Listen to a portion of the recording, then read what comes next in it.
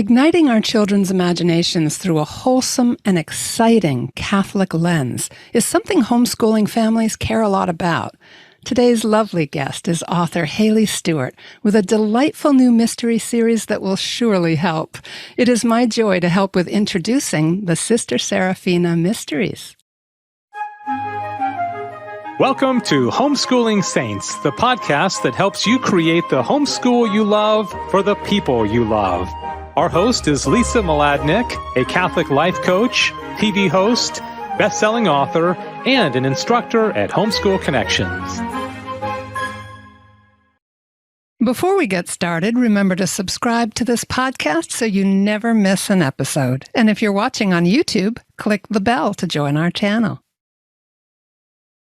Welcome, I'm Lisa Mladinich, your host, and today we're talking with Haley Stewart, and we're introducing the Sister Seraphina Mysteries to our homeschooling audience. Haley Stewart is the managing editor of Word on Fire Spark, which is their children's division, and the author of The Grace of Enough, Jane Austen's Genius Guide to Life, and the Sister Seraphina Mysteries. She's married to her high school sweetheart, Daniel, and they have 4 children.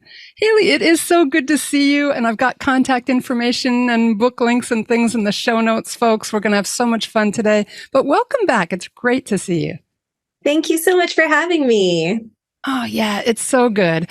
And as we're kind of in the Advent season, there's already that excitement. But I am so excited that the great publishing house of Pauline Books and Media has done so much for children's literature and for Catholic fiction.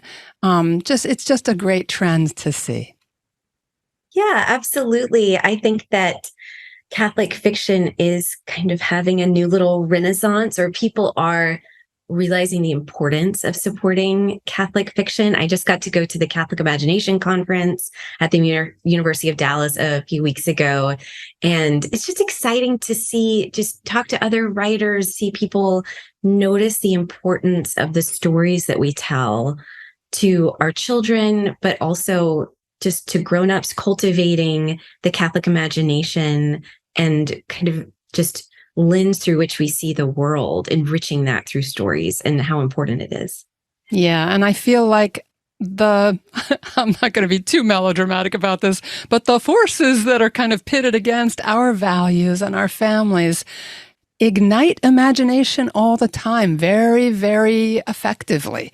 And so we need to be in that holy place of a Catholic imagination, right? And providing all the fuel for that holy fire in our children. I'm so happy about your series. Now, this series is set in a very unusual location, and it features very charmingly evoked and illustrated characters. So just give us some background on what inspired you to write this and place it where you did and all of that. And say a word or two about your wonderful illustrator, if you don't mind.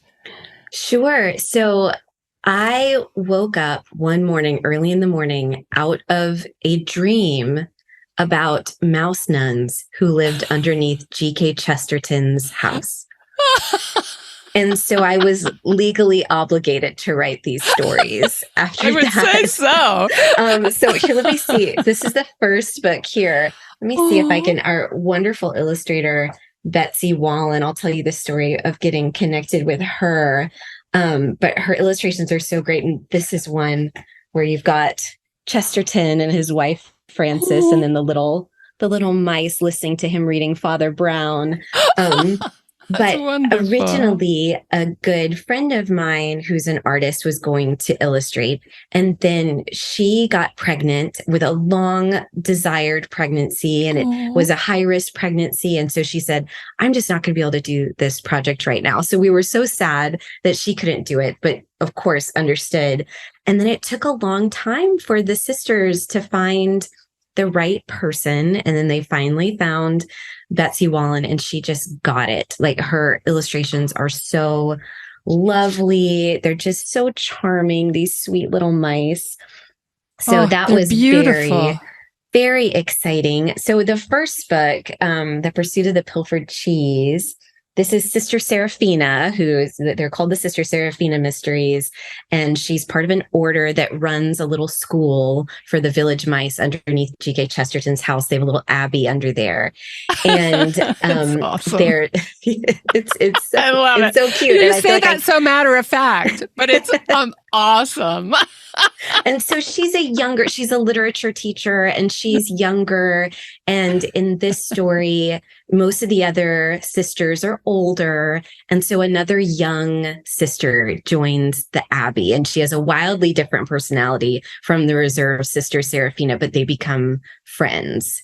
Oh. And then there's a mystery to solve, and two of the students help them, so that there's, young children characters too for the young reader to enjoy, and they have to solve this mystery to help save the school. And then in the second one, so this is the Christmas one, the Curious Christmas Trail. And in this one of the elderly sisters who's experiencing dementia wanders off, and so they have to go and find Sister Dimphna. But it's just my favorite. It's my favorite of the series. I've written 3 so far, and it's my favorite of the series just because the young students really connect with this older sister and have just really sweet friendship with her. And so I just love highlighting those intergenerational relationships and kind of just showing the blessings that those kind of relationships can bring to both children and seniors. So I just really like that piece of it. Wow. I can't even tell you. Like you work for Word on Fire, I have heart on fire right now.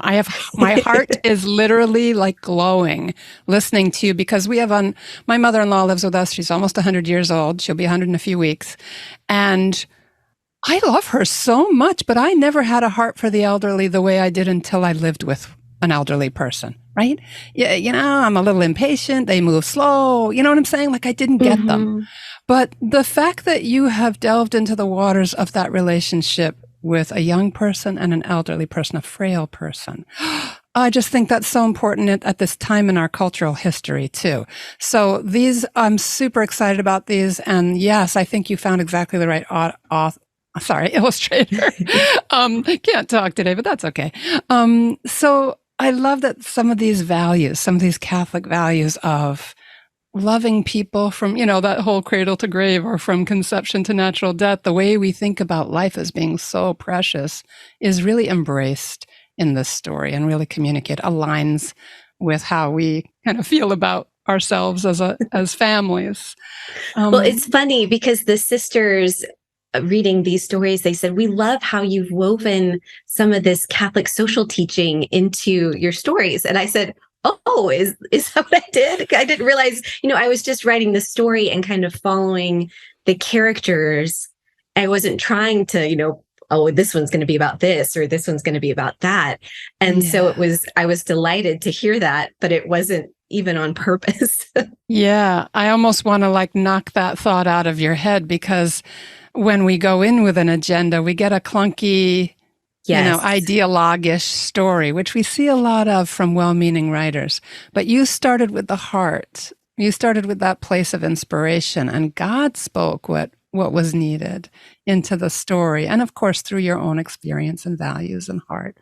Thank you for that. That's a great thing to say, because we will be able to draw out for ourselves as adults from these stories. That's that. This is a place where my child can land in that deeper truth.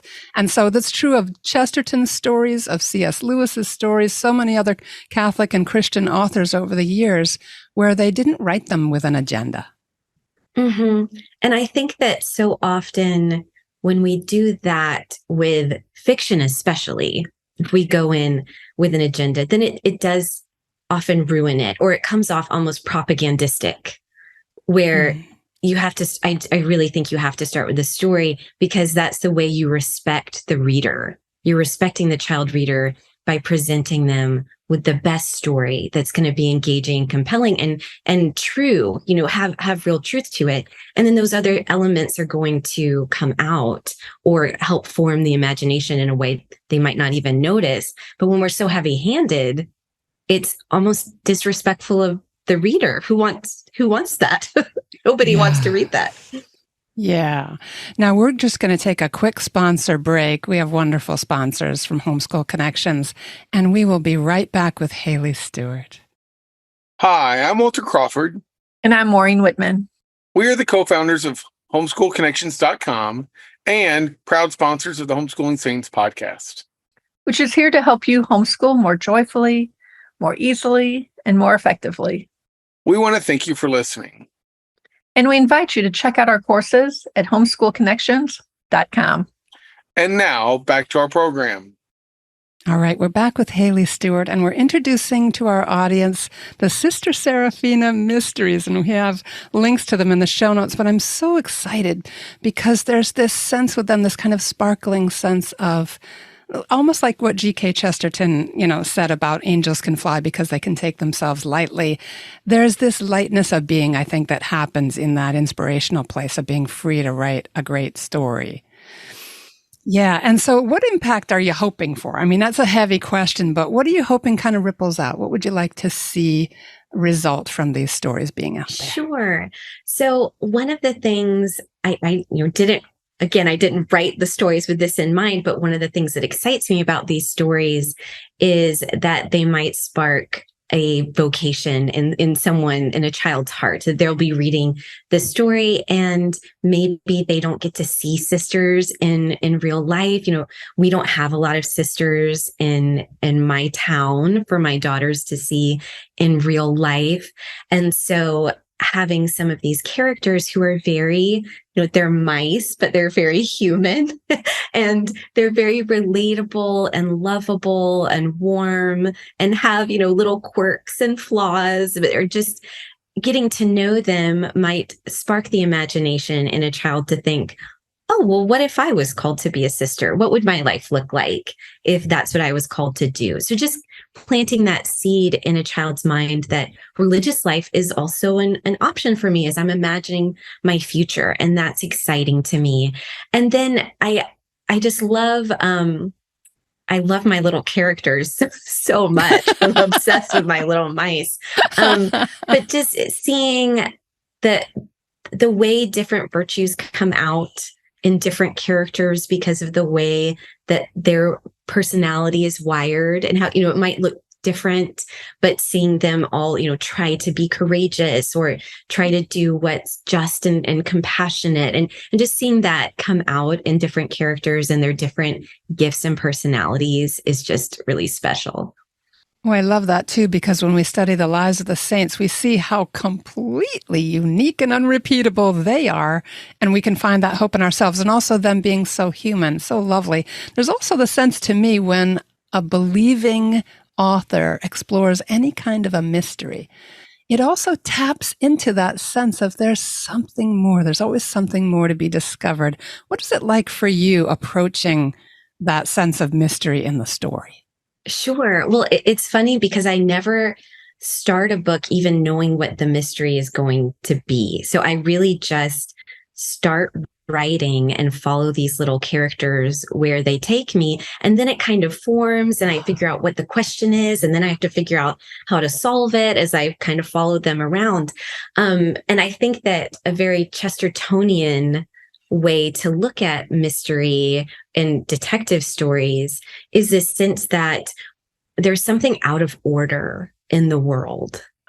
And then through the grace of God, that the order gets restored. I think that's one of the reasons, like when I'm going through a really stressful or traumatic time in my life, I watch a lot of murder mysteries, which sounds so weird. Why would you watch murder? But it's starting at this place of disorder, and then justice comes in and restores it and sets things right. Order's restored. So it's chaos to order.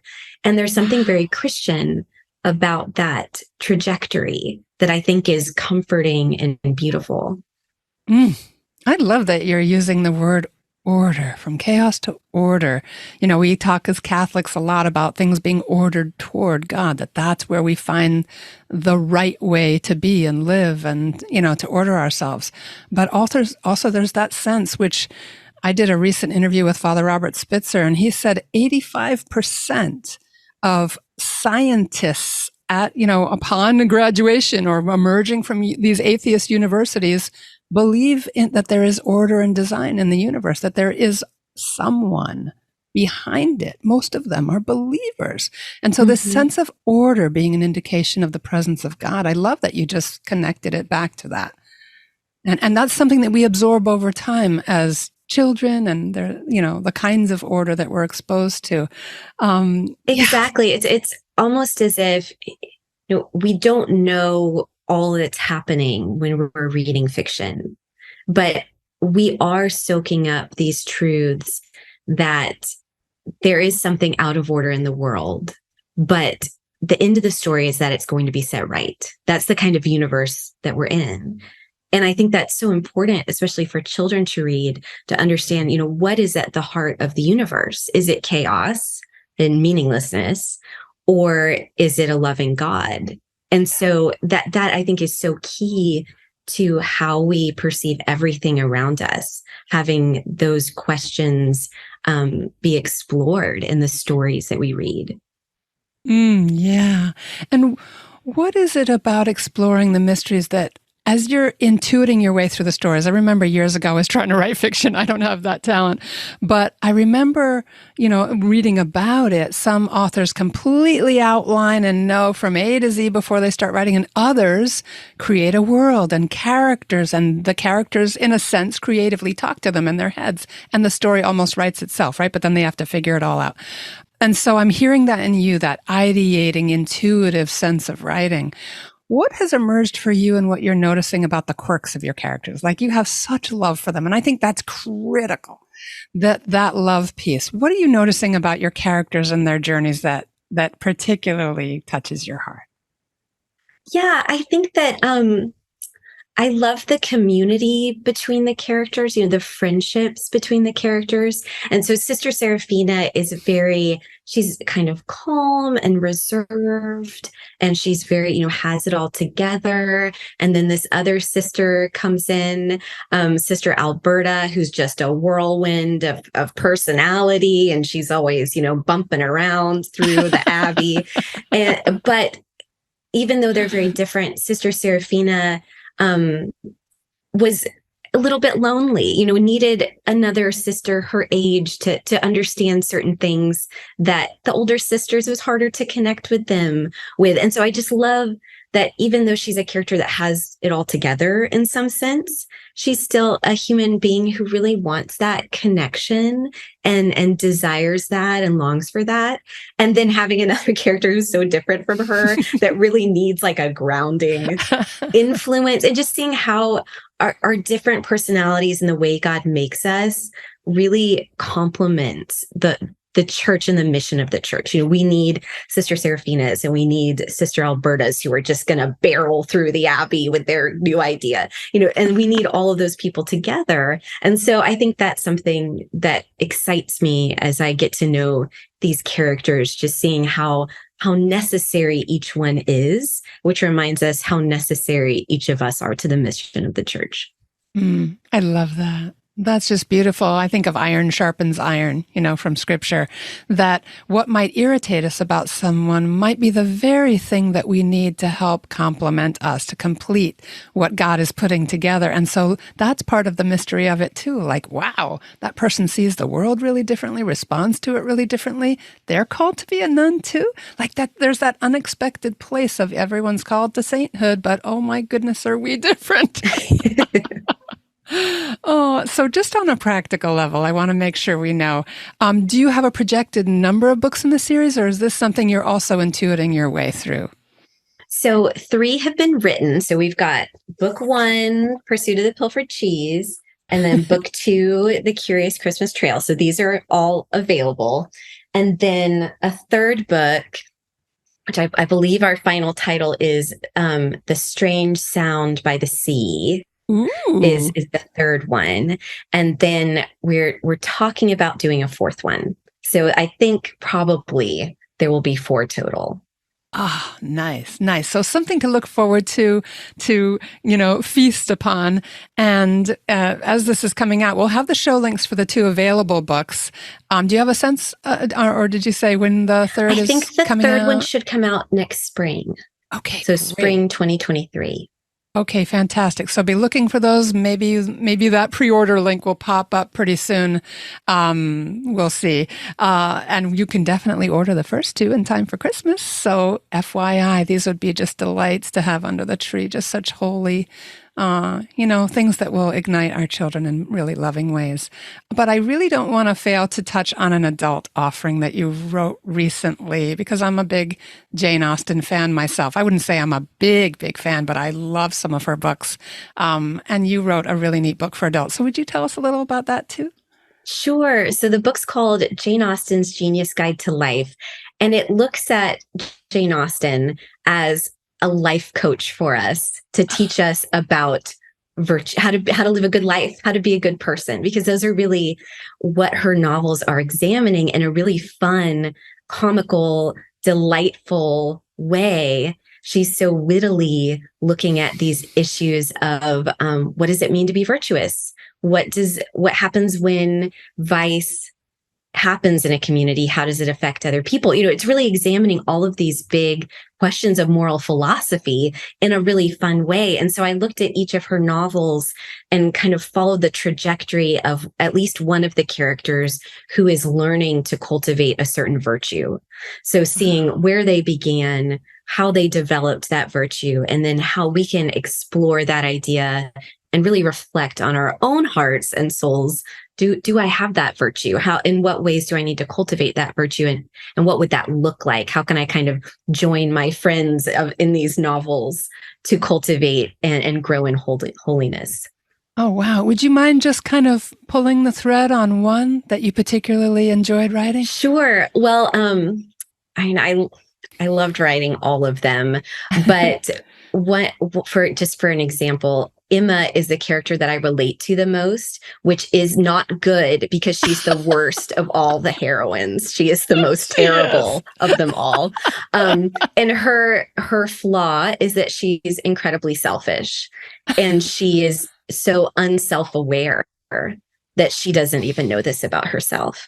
And so in the novel, she is able to develop the humility to gain that self-awareness and see how far she has to go, and then really actively try to make amends and become a better person. And she does that through her community, both seeing how what she's done has hurt her friendships and hurt the people around her, and then seeing a better way through people in her community that inspire her. Particularly in this novel, it's her friend, Mr. Knightley, who becomes her romantic interest. But he has to be very honest with her about how she's hurt people, because he cares about her, and it makes him sad to see her doing this.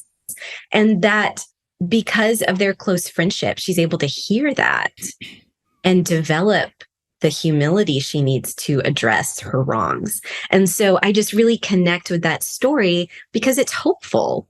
It's saying, if this is what you struggle with, you don't have to stay like this. There's a way forward. And so I think it's hopeful and exciting. And also it's such a funny, hilarious book. So it's a fun way to learn these lessons and try to bring them into our own lives.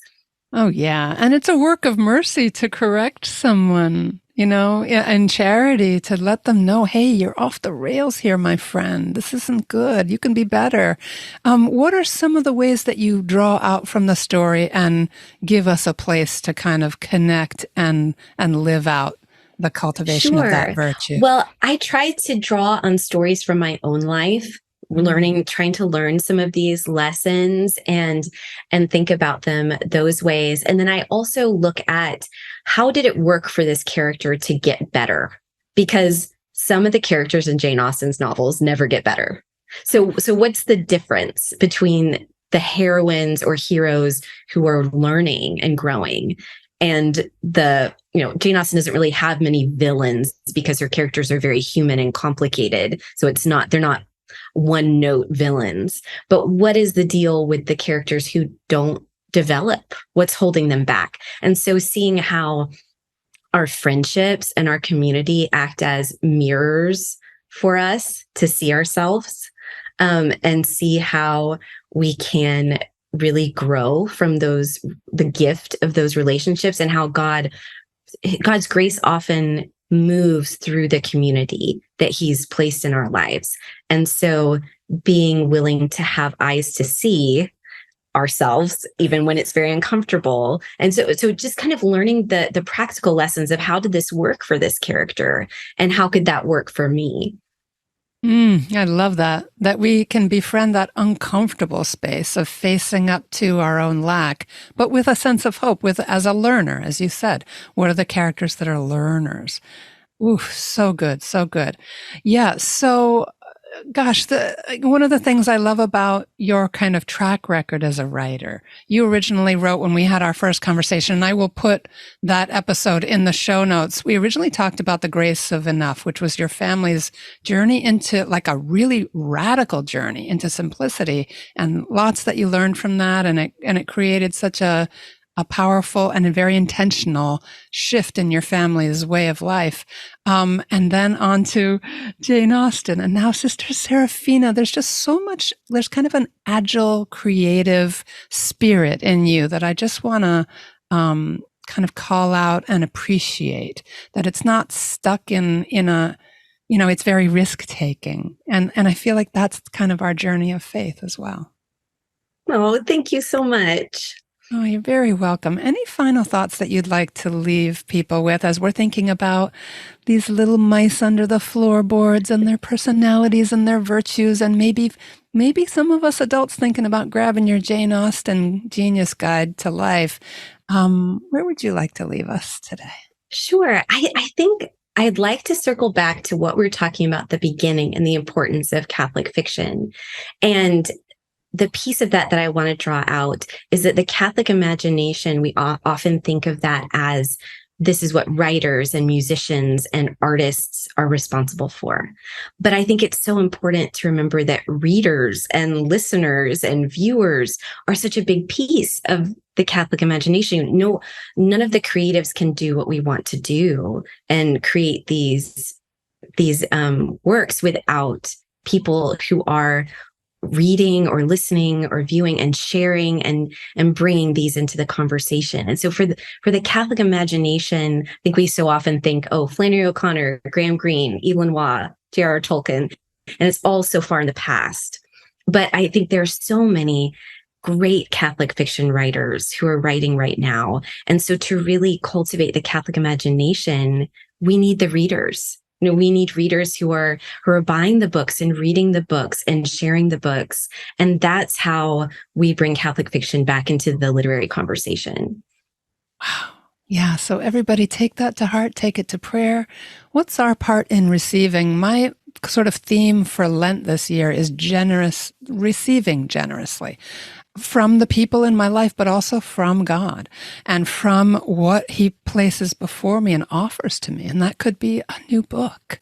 That could be a great conversation about what those characters are thinking and what's changing in them with our children. And we can really ignite wonderfully imaginative conversations. And we often see when children read something imaginative that catches their hearts, that they start playing the stories. They start living in it in ways that are mysterious, right? The best thing about writing these books is getting little pictures from my readers, their drawings of the characters.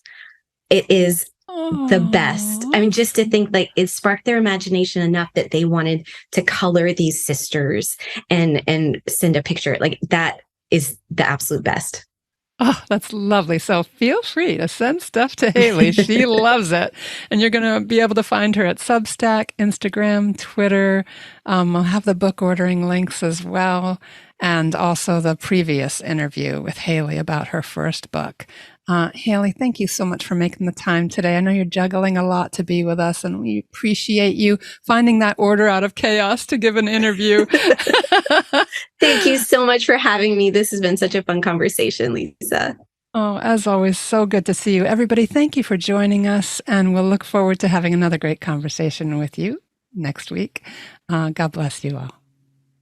And that's our show for today. Our program is sponsored by homeschoolconnections.com. Be sure to subscribe to Homeschooling Saints and leave us an honest review. God bless you, and thank you for joining us.